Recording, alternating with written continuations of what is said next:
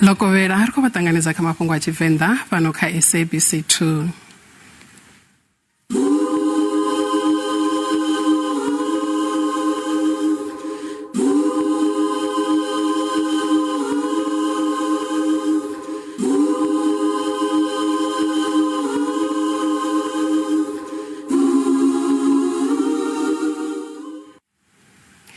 Mushumo wa kunakisa vhukati ngomu ḓoroboni ya Johannesburg sa tshipiḓa tsha ndugiselo dza u pembela vhutshilo ha munna wa vhane mu Archbishop Desmond Tutu ne ḓorobo wa Johannesburg Dr. Vho Phalatsi vho ita na u ḓivhadza uri vha khou thoma na maitele a uri na zwiṅwe zwipiḓa zwa tshiṱaraṱa tsha Wanderers nga dzina ḽa Vho Tutu. Apa ndi tshiṱaraṱani tsha Wanderers hune vha tshipindini tsha ḓorobo ya Johannesburg.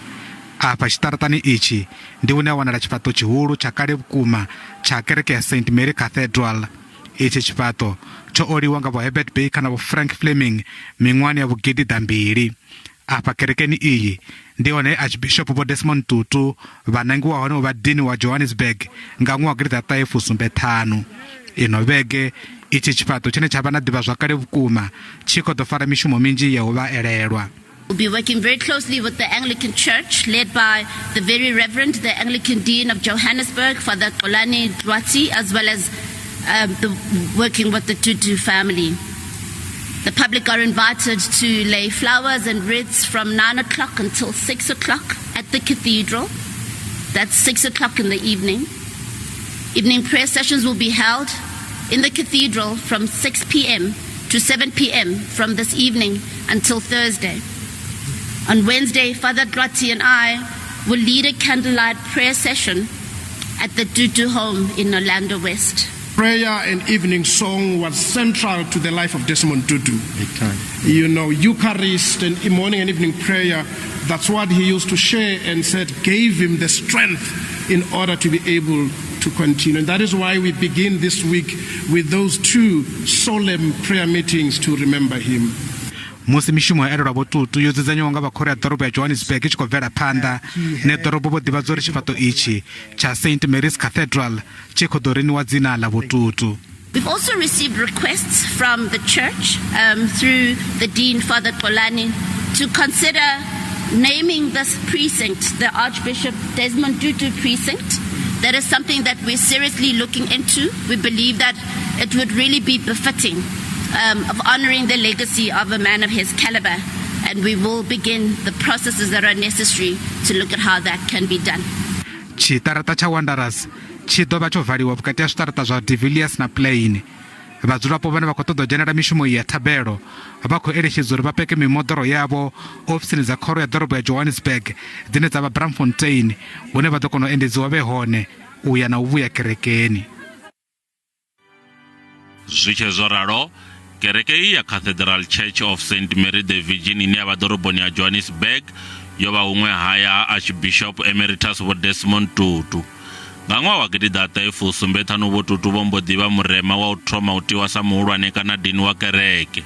Kereke ya St. Mary ye ya vha iṅwe ya kereke dzi katelaho vhathu vha tshaka dzoṱhe i ḓivhelwa zwa u lwa na muvhuso wa tshiṱalula.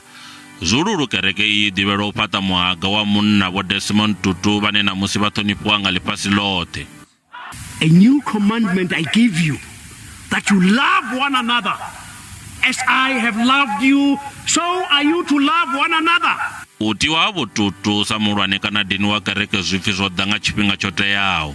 And as you know, being in Joburg, that's where the engine of Africa is. So for you to have a dean who is black in Johannesburg in that time in society was quite a miracle. Khalidzo bikaho dzi ri asi vhoṱhe vhe vha ṱanganedza zwa u tiwa ha Vho Tutu sa dini wa u thoma wa murema. I joined a little after that when who's now Bishop Tutu was then Dean Tutu was the first black man at the cathedral, and it was my introduction to Anglicanism and to South African politics as it really is, because the cathedral is always very real about the issues of injustice in this country. And Bishop Tutu he isn't known as a political figure, but what people don't know, he was a superb theologian and a wonderful preacher and a very, very pastoral person. Naho hu tshi ḓivha na avo vhane vha ri pfunzo dza Vho Tutu dza vha dzo sendamela kha zwa polotiki, vhaṅwe vha khou ḓa nḓila ye pfunzo idzo dza vha fhaṱa na u vha alusa ngayo. He really gave us wonderful, marvelous sermons which uplifted us. And he would talk,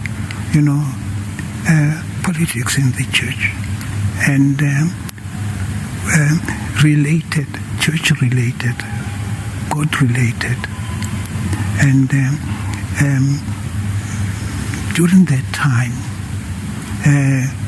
we were still worshipping with many white people, and many of them left the church and went to the northern suburb churches. Ndika kereke yene yevo Oliver Tambo ubiyani habo uparalini vananga oba murado mufumakazi wabo vaita na uitwa mumwe wa vahulwane. Musi lino shango lichikwelelwa mishumo ya Tutu huko dobi wa hapu hasedzwavo nakazwe vavuya vazvitahisa kathero dzopambananaho nga mwedzi wa Lara mwawa 2024 musi vachikwamba kutamboni hava Nelson Mandela Foundation Tutu ndive vasumbedza usapfesesa zva umandapadzwa varema siani la economy kana BEE hevari zvivonera huchinga umandapadzwa chikhuvugu chituku cha vathu naone votoimaho ngauri. Archbishop Tutu voita khulelo ya uri huve na magacha adwani afunilo jiwa wasidzwa vushai khalino vari vadzulapo valino vakhuchila kha nyimele satakadziwo ya vushai. Tutu voita na uvutsesa nga fungo la magavelo avasashumiho uri alongufanelana fungo line onodifela mimwa ya fumisumbe lodzinginywa. We should discuss as a nation whether the basic income grant is not really a viable way forward. We should not be browbeaten by pontificating decrees from on high. We cannot glibly, on full stomach, speak about handouts to those who often go to bed hungry.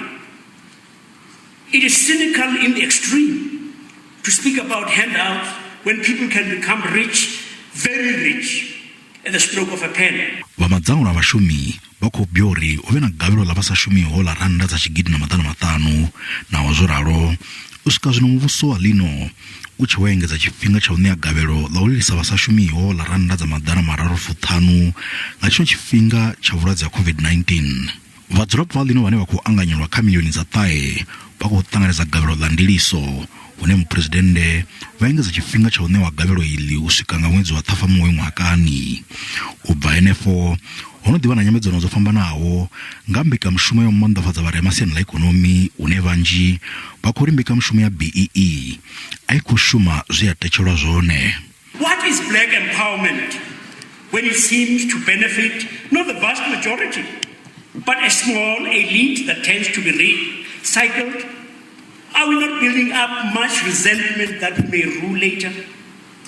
It will not do to say people did not complain when whites were enriched. When were the old regime our standards? And remember, some of the most influential values that informed our struggle spoke about the people shall share. Archbishop dwafa kumedzera fungo la utusa mitaisha yao kana ubarechera vana vashayaho masheleni ya uguda zvikoloni evari navone vatoda tikedzo. Zvazvinoreri vakaupfiwa avo vevarirumela zvichikwama mbudziso yerabudzisa kasiatari lasho la Facebook uri vonengeyo hayani ndi zvifio zvine vaerelwa Tutu ngazvo ungava mambiwa kana zvimwevo zvevavuya vaita. Nego Desmond Tutu nditobambula nga musi vachiamba ngauri lehoro libusi la ANC aliko isa zipulupeziso zalalo vathuni vathu vakotambula ngapasi andango yalo vatototsapa singa magona varabela uri live khandango muya wavo endele nga mulalo. Ne maipfeni ndadzodzolelo a umbula ngawo avo Desmond Tutu ndidzodzolelo umbulo uri vova va muthu udzolelo uri kha ri pfumedzane ri fune muṅwe muthu unga uchidifuna no thonifa no uri vathu ri dzolelo ya dzikerekeni. Tutu ndi vahumbula musi vana mukala vo Nelson Rulishasha Mandela vane vova vachisumbedza uri vana vukwamani vukuma zvichida kha uvukwanyiridziwa vathu va vano Afrika na Afrika Tshipembe nga vuphara volwa nga maanḓa. Nṋe ndi ḓo humbula vo Desmond Tutu nga ulwa na mbuso wa tshiṱalula khathihi no ḓitika nga ipfi ḽa mudzimu khathihi na u wina zwipuka zwa Nobel Peace zwa tou sumbedza uri vha tou vha muwini wa muhaka vhukuma zwo sedza mishumo yavho khathihi na ulwa na zwiito zwa tshiṱalula kha ḽihoro ḽa ANC. ri tshi khou bvela phanḓa mvula yo sia tshinyalelo khulu kha vhadzulapo vha Hammanskraal devhula ḓorobo ya Pretoria. Miṅwe miṱa ndi ine zwa zwino vho tou khuda kha iṅwe ya dziholo dza lushaka ngeno vhaṅwe vho tou swelelwa nga vhadzulatsini vhane dzinnḓu dzavho a dzo ngo tshinyadzwa nga mvula. Vhupo uho a vhu na themamveledziso dzi konaho u kuvhatedza mukumbulo wa maḓi manzhi. Zwenezwi vhaṅwe vha tshi khou ṱanganedza u na ha mvula kha vhaṅwe a ina tshivhuya yo tou ḓisa wone mutshinyalo. Vhunzhi ha zwifhaṱo vhuponi ha Mashimong zwo mbo ḓi ambarelwa na u tshinyadzwa nga miḓalo. Mokhanselara a xinka a tle ka taba ya metsi ya hore a re tsenela mo o tlela a feta ka koloi a ntsa bona le mosa le re nna mo ka 1989 metsi a ntsa re tshwenya mo jarateng. Ito vha levulevu kha vha tshumelo dza shishi ḓoroboni ya Tshwane vhane vha khou phalala avho vho kwameaho. Even though we had some incidents scattered around Zitobeni in Region 7, but here in Hammanskraal, we had a number of calls from Kanana Village, Lepengville, as well as Marokolong, where residents complained of water. Vhupo ha Hammanskraal ho ḓivha ha u ṱangana na khaedu ya miḓalo u bva miṅwahani ya vhufumalo, fhedzi hu si na thuso ine ya ḓisa tshanduko kha thaidzo iyi. Vhadzulapo vha ri zwi a leṅwa hezwi zwa zwino ri ḓo tou gwalaba. Community lapile le rona re lapile so re government a utlwe sello sa rena hore ho se ka tla ha ba le megwanto sna kere megwanto se mo molaong. Vha tshumelo dza u bvumba mutsho vha ri vhadzulapo kha vha dzule vho fhaṱuwa vhunga tshino tshilimo tsho pfuma mvula. We have been experiencing a lot of rain, especially over the eastern parts of the country that includes Gauteng, Limpopo, Northwest Province, Mpumalanga, and other areas like KZN.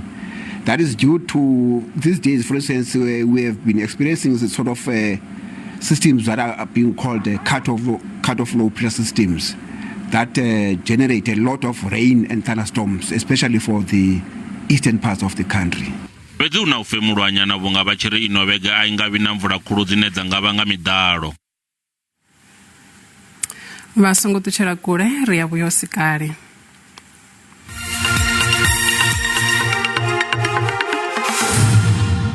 Ri a dovha hafhu vha ṱanganedza kha mafhungo a Tshivenda fhano kha SABC 2. Vaofisiri vha badani vunḓuni ḽa Limpopo vha khou ṋea ngafhadzo kha vhareili vhane vha dzhena magondoni vho sura na vhane vha reila nga luvhilo lu fhiraho phimo. Izwi zwi khou vha hone musi vunḓu ḽa Limpopo ḽi tshi khou isa phanḓa na u vha na dzikhombo dza badani dzo vhalaho nga tshino tshifhinga. U reila muthu o neta, luvhilo na u reila musi muthu e nga fhasi ha ndango ya zwikambi ndi zwivhangi zwihulwanesa zwa dzikhombo idzi.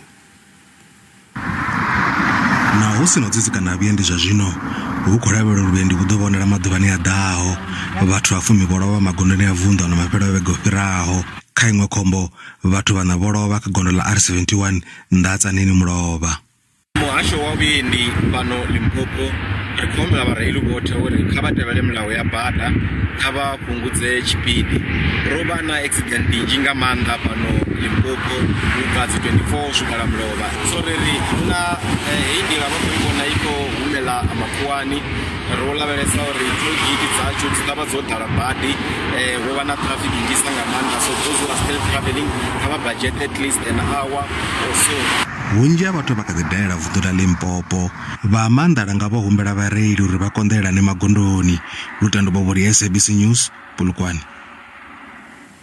Tsengo ya munna ane hapfi o vhulaha vhathu vha sumbe vhane vha vha miraḓo ya muṱa wawe fhaḽa muvhunduni wa Jimmy Jones vhuponi ha Malamulele nga ḓuvha ḽa Khushumusi yo fhiriselwa phanḓa u swika nga ḽa 5 ḽa ṅwedzi wa Phando ṅwakani. Vho Enoch Nḓou vhane ha khou swaswara uri vho vhulaha mufumakadzi wavho zwi tshi khou vhangwa nga muvhango wa hayani kana ya muṱa vho ḓivhonadza khothe ya madzhisiṱiraṱa wa Malamulele ṋamusi.